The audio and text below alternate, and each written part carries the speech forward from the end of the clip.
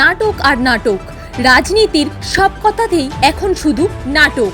আর সেই নাটকের আস্তানাই সন্দেশখালী। ভাবতে পারছেন সেখানকার মানুষের পরিস্থিতি? সম্প্রতি সন্দেশখালীর ২ নম্বর ব্লকের বিজেপি নেতা গঙ্গাধর কয়ালের ভাইরাল ভিডিওতে বিরোধী দলের সাজানো ঘুঁটির খোঁজ পাওয়া গেল।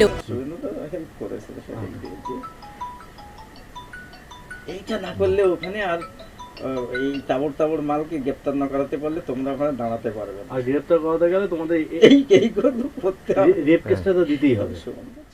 সেটা ভাইরাল হলোই আইপ্যাকের হাত ধরে। ফলত গঙ্গাধরের মন্তব্য ফাঁস হয়েছে, তার ভিডিও এডিট করা হয়েছে। কি বলছেন তিনি? আমি গঙ্গাধর কয়াল, সন্দেশখালী ২ নম্বর মন্ডলের মন্ডল প্রেসিডেন্ট। আমার বিরুদ্ধে যে ভিডিওটি ভাইরাল হয়েছে এটা পুরোপুরি চক্রান্ত এবং ষড়যন্ত্র। আমার গলাকে বিকৃত করে হাই টেকনোলজির মাধ্যমে আমার গলাকে বিকৃত করা হয়েছে।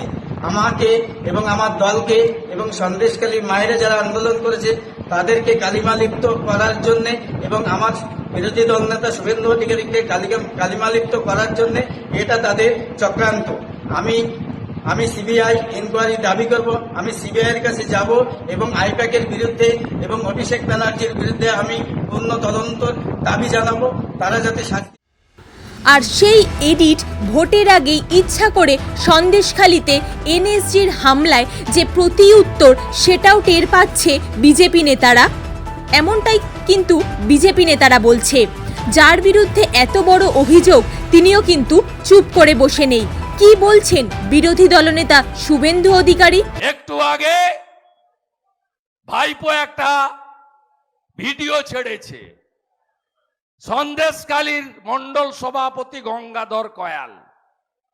তিনি বলছেন যে সব প্লট শুভেন্দু অধিকারী সাজিয়েছে, কিচ্ছু হয়নি।